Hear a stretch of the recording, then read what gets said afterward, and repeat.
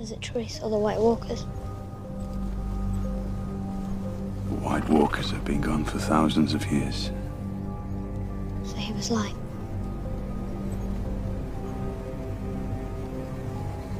The madman sees what he sees.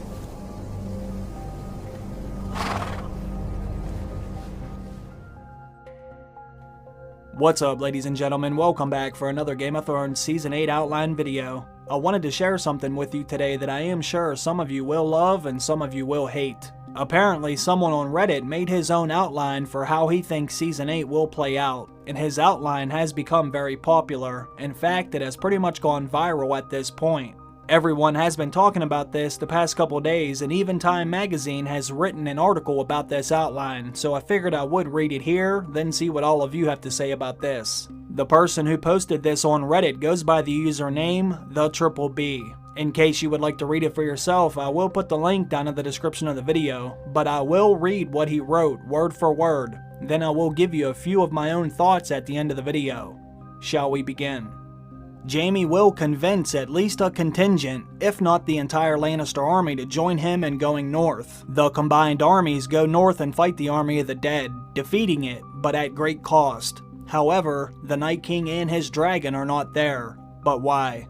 They flew south and destroyed King's Landing, trading his army of 100,000 for the 1 million in King's Landing, including Cersei. They foreshadowed it too much in the finale.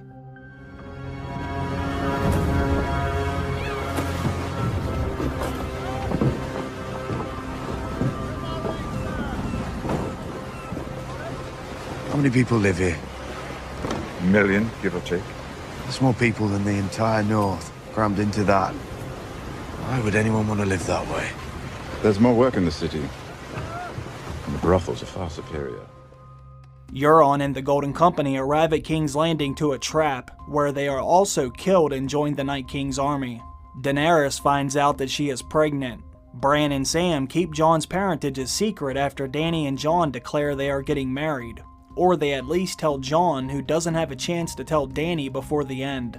Jaime ends up at the end killing Cersei to fulfill the prophecy in the last battle. He survives to become the 1000th Lord Commander and restore the Wall and honor to the Night's Watch. Bronn survives and get the twins when it's all over, as Tyrion is good to his word to double what he is being paid. The Hound survives and stays with Tyrion, who retires as Hand of the Queen and goes back to Casterly Rock as its lord. He changes the Lannisters' wealth from gold to wine, as he opens his vineyard there and becomes richer by supplying the Seven Kingdoms. Remember, there's always a Clegane to help a Lannister, so the Hound goes with him. Am I gonna die in this shit city? You might. This is all your idea. Seems every bad idea has some Lannister cunt behind it. And some Clegane cunt to help them see it through. Clegane Bowl never happens, because they hate us. Gendry survives and is legitimized by Jon and/or Dany. Bittersweet ending is that Dany gives birth to a child, maybe even twins, but dies in childbirth or shortly after. Jon becomes king of the Seven Kingdoms but loses another love of his life and raises his child or children alone. In the battles, all the dragons die. However, in some last scene it's discovered that they laid eggs before they died. Sam is writing the story and the last scene is him putting the book away after telling the story to someone, maybe his grandkids, and he'll be played by George R.R. Martin. Jon declares there's no more bastards, foreshadowed by the conversation with Melisandre and Davos on Dragonstone. He's a good lad. A poor lad from Flea Bottom who happens to be your nephew.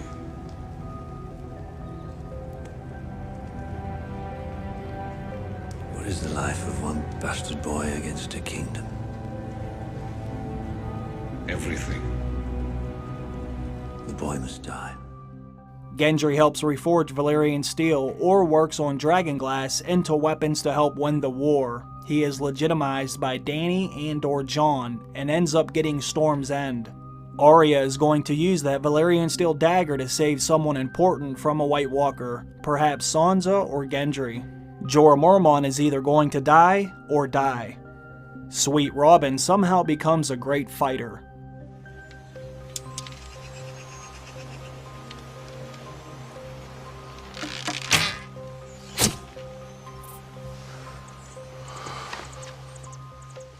Sweet Robin somehow becomes a great fighter. My sons had swords in their hands from the time they could walk. This one, Lord Aaron will never be a great warrior. great warrior. He swings a sword like a girl with palsy. The Citadel is overrun by White Walkers and Sam ends up being the Grand Maester after it's all over. The oath of not taking a wife or kids is done away with by Jon for Kingsguard, the Citadel, and whoever else. The White Walkers were defeated and came back before. The wall needs to be rebuilt and manned again just in case. This would be the great deed Jaime does, and restores him to honor after he dispatches Cersei. Joining the Night's Watch should not be a lifetime commitment. It should be like a tour of duty where you only serve for a certain amount of time.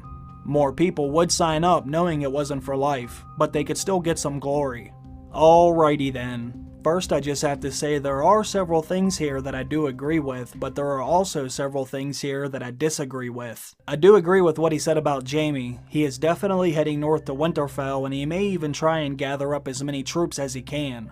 I also believe Gendry will be legitimized by Jon or Daenerys in the end. And it also makes sense that Arya would kill at least one White Walker with the Valyrian steel daggers she has. But I disagree with a lot of the stuff he said about the Night King and his army.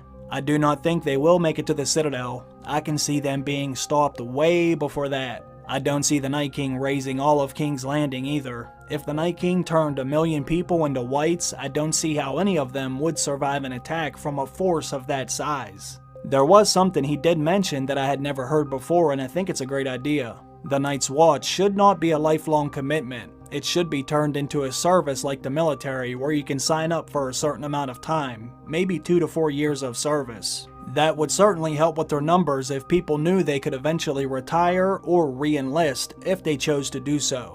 They could still send their criminals there too, but maybe make some new standards. Don't send all of the murderers and rapers there. Clean it up and make it a little more respectable. Then perhaps people would take honor in serving at the wall again. They would have to iron out all the details and make sure people were signing up before they could turn anyone away, but I do think it could work. Overall, I would have to say this outline pretty much sounded like a collection of all the popular theories that are already out there. I'm not exactly sure how old this post is, but hey, if everyone is coming to these conclusions, then maybe it's what is going to happen, so we shall see. But let me know what you think about this outline. Considering it went viral, some of you may have already seen this. Either way, it's open for discussion, and hopefully I will see some of you down in the comment section. Also, don't forget I put the link to the original post down in the description of the video in case you wanted to read it for yourself. I want to thank everyone for stopping by to check out the video. I really appreciate that as always, and I also want to thank all of my supporters on Patreon. Have a great day everyone. I'll see you in the next one. Bye.